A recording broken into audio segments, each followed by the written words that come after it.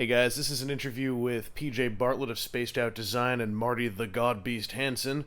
This is also the interview at New York Comic Con where I committed the worst technical flaws and faux pas in that I lost a lot of the audio of the opening minutes of this interview. Now, we did go back and cover a lot of the ground in terms of these dudes' products, but Godbeast was making some pretty cool chatter about the production of the Kabuto Mushi, and I wanted to present what I could. Now, I've gone into the camera audio, which was far away in a noisy room, and I've tried to save some of the sound from that part of the interview. So the opening 3.5, 4 minutes of this are going to be a little bit rough, a little bit low quality, but I assure you there is going to be an audio quality jump. Now I'll put in an annotation so you can click that to just jump to where the audio gets better if you so choose, but I implore you, please have a listen to this interview with a couple of pretty cool indie toy dudes. A couple other guests join us as we're going on, but their introductions happen when the audio's good, so I'll just let all that stuff happen as it happens.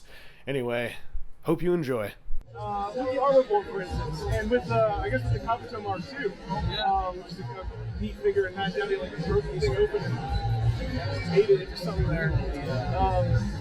It seems to be like it's not quite like crowdsourcing, but it's kind of like you create this great figure, you sell some really good like resin handcrafts of it, and the impression I get is that leads to allowing for the PVC production. It does, and that's a traditional sense. The difference is, and it's something that you guys find out as soon as you are finally in China. I spent 12 years slinging your baking resin, as you would say, working hard, and sure, everybody's dream is to go to China, and it's very emotional when you see your figure that you made with your hands, from casteling to the silicone molding stage, and then to the prototypes, and I did that several prototypes that I produced in mirror thing. I spent 10 hours to 16 hours a day. No exaggeration, 7 days a week for 3 months. And my boys were at the point they were like, Dad, you have to go to work on Saturday and Sunday? Yeah, I did. Because you have to have that kind of dedication, which Matt Downey has shown you. It has to be tight. It has to be flawless. You have to report the best master prototype copy and send that over to China. And still, there's no guarantees. There's no guarantees that it's going to be a hit. But if it's just a personal dream, it's not about dollars and cents. It's about hard work. And that's the stage you go through. The prototype is a lot less. Or even like PJ doing this Zero Praxis, is that it's the same thing that I did with the solutions, and maybe even more advanced through the fact that we collaborate. Just like Adam Smith at True Cast Studio taught me how to mold the cast, and Matt Downey taught me how to collaborate properly and work together, and then decide to China and the final product. Same with BJ. BJ and I talk, and I'm trying to give him tips and tricks so he doesn't have to learn from my mistakes or Adam's mistakes. And if you have a group of guys like that are in competition, or true collaborative friends, trying to work through the stage of getting to that ultimate goal, it goes faster, it's easier, and you don't have the stress of doing it alone. Yeah, I can only imagine like the feeling of victory of like getting a steel mold. I was so emotional last night when I was setting up the booth. These guys shipped straight from Paul was telling me he was here also. He's the owner of the Onell Design company in China that produces all the Onell Design and sister companies. So he brought these. These were shipped yesterday to the hotel, and Matt brought these and dropped them in front of me as I was setting up the display. And I was quite emotional. 12 years of seeing rights and everything, and making friends and making quick communities, and then to see finally a figure that I put so much into and have it just laying in my hands, and multiple copies and multiple test shots. And these are the T1 and T2 test shots, along with a contained build that Matt Dowdy did for me when we were reviewing the Chinese master copies for the steel mold. So yeah, it's I still haven't taken it in, I don't think, because I'm here and I'm not at home just looking at these and enjoying them. I'm just kind of shocked, I guess, at this point, and just still in a state of daze. Can I introduce my son, Kobe? Because he's his first time to New York. He's got a book. Yeah, this is my son, Kobe Hansen, and him and his older brother, MJ Hansen. they've been sculpting Glyos heads and even their own little sculptures, the Gloops, Mammoth Monster, heads for Onell Design Travelers, Glorn Mammoth Monster, and Slime Skull. And so anyway, they've been developing a comic book. It took them about a year. MJ illustrated and Kobe wrote the story, and collaboratively they've actually made it into a full color comic. And so he's here at New York for the first time with his comic, and I'm very appreciative to my friends and collectors that have walked by and picked up the comic and decided to support their endeavor. It's a pretty exciting time for the... I wish I had always done a comic when I was a kid. I wanted to. I just never put the work into doing it. I wanted to go sculpting stuff. So yeah. No, it's a cool comic. Like I like, just seeing all the familiar faces and designs showing up in there. And yeah, they got Goban and Calgrim and Nabato, and I think Bonnie-Mon has there's Boris's Bonnie-Mon slicing Gloop Man in half.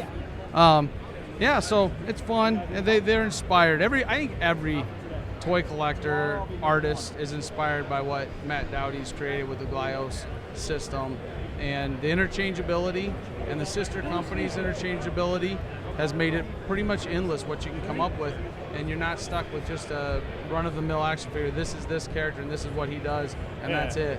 It really can. These toys can expand your ability to imagine and create. So, I mean, we had one other big introduction we wanted to do, I believe. Can I introduce TrueCast Studios? Josh Edwards. Josh Edwards! Ready to fumble. This is Josh Edwards. He's a friend of mine from TrueCast Studio. Adam Smith and Josh Edwards are co-owners of TrueCast Studio. And I just moved back to Kansas City recently, and they were gracious enough to give me a studio spot there to sculpt and to mold and cast.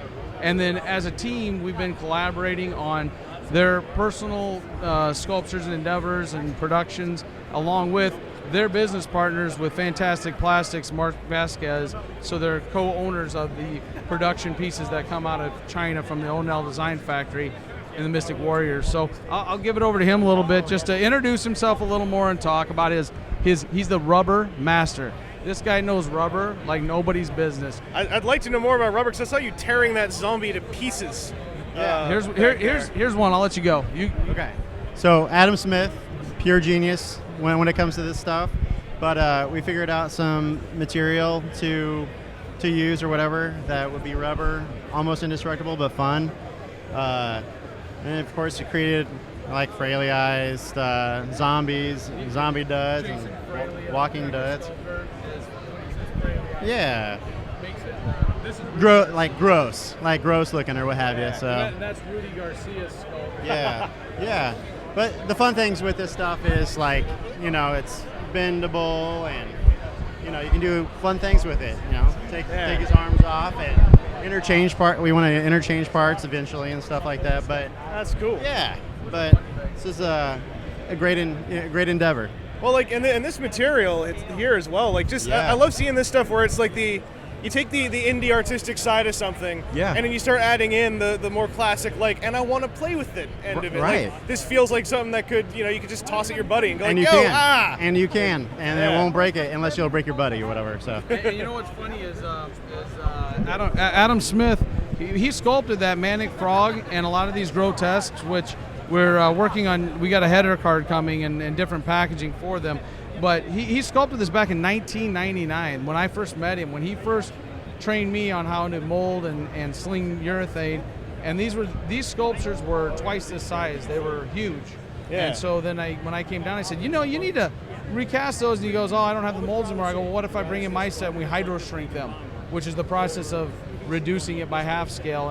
And so it's neat to be able to dig up your old work, hydro shrink it, make it into rubber, something fun for guys. And like you said, it's a tactile thing. It's the urethane. I might break this. You don't have to worry about breaking this. It's fun. That's what I love about when things go to production, is I feel like I can kind of let loose a little bit. And exactly, and you're not going to be worried about if you would drop it. If it's like urethane, the prototypes I sell, well, they're prototypes, and that's why they're expensive. And I tell people, if you're patient, maybe someday, like Kabutomushi is now, it'll be in production in PVC.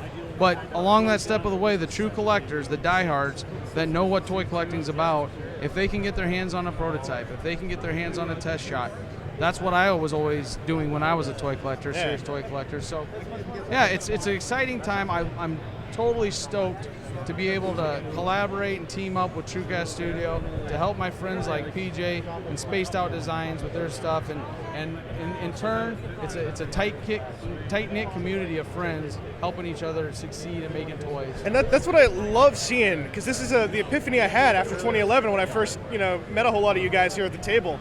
Coming out of a fandom where there are a lot of toy customizers, scratch builders, where they are all these individual personalities who are practically in combat with each other.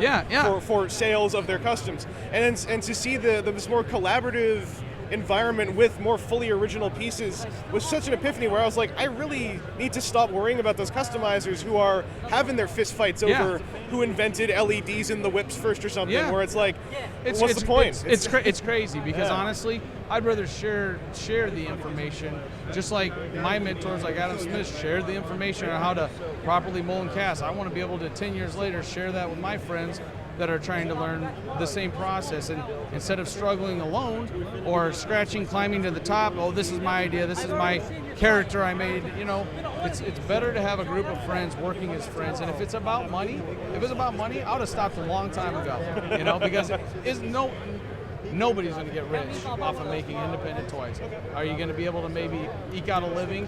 In my case, for a decade, more than a decade, 12 years, sure. I eked it out, and I had fun. I love my job, but I wouldn't love it if I was scratching and clawing and competing. I'm not in competition with anybody. I want to help my friends. I want to work with them. Yeah, you're right. That's what makes it fun. That's why I love my job. Yeah, it's such a great, I find, inspiring thing to see, to show people. It's like, no, you don't have to clothesline the other guy when you're trying to make your own thing. You don't have to shove someone in a volcano or something when they're not looking. Like you won't last long if you do that. With friends making toys, you're going to last a lot longer and make a lot more cool things and have a lot more fun. Yeah. Well, just I guess to close things up, and just in case I have trouble salvaging my messed up early audio, there's one more time for the stuff on the table. You've got the Mystical Warriors of the Ring. We've got the production from Onell Design's company, factory in China. Production Mystical Warriors of the Ring. We've got Candy Apple Red and Flesh, $9 a pack. Yeah. And eventually, very soon, we'll have production Kabuto Mushis from China, from the Onell Design factory. Collaboration with Onell Design's Matt Dowdy and I, $10 a piece. And for the first however many colorways, that's going to be the staple price until I get more paint masks, and it might when it gets more expensive on my end. But for right now, $10 a piece. And having held 26 separate parts. Yeah, having held one in hand, like, he feels beefier than the Armorvore. And so the $10 price I just found amazing. And like the crazy stuff, like, there's a head on his back. Yeah. And here's the thing, it's just like everything else that I make. It might seem pricey, certain things might not.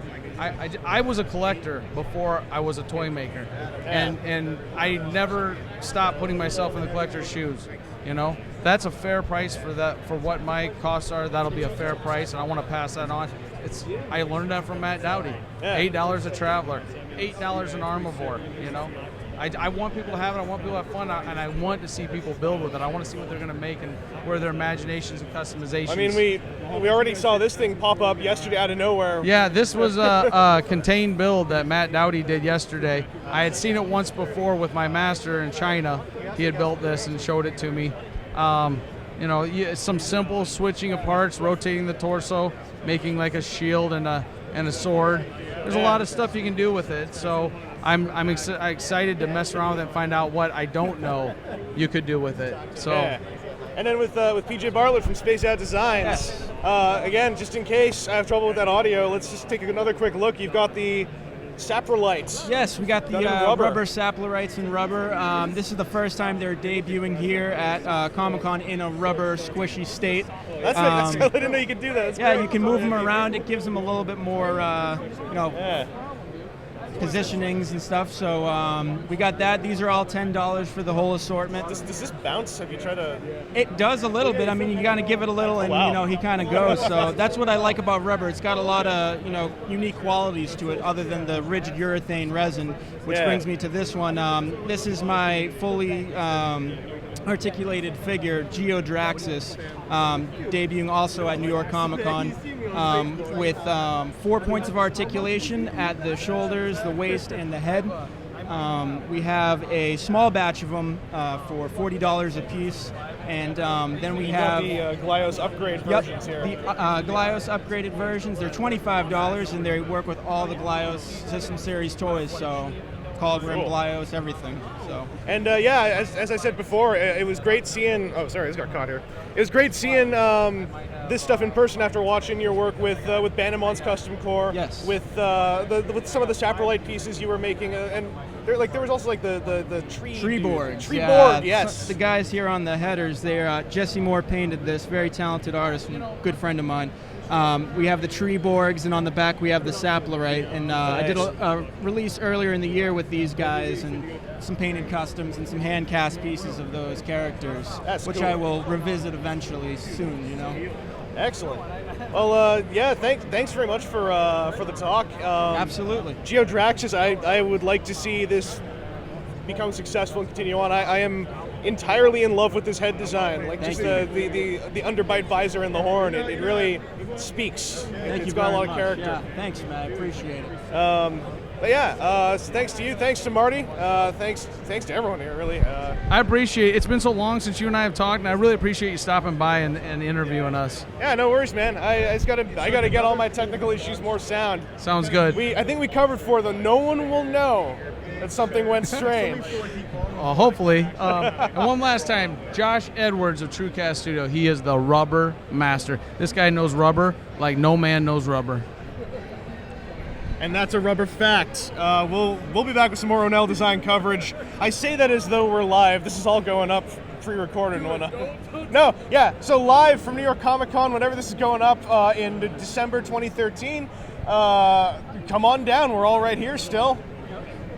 You won't be left alone. Buddy's here too.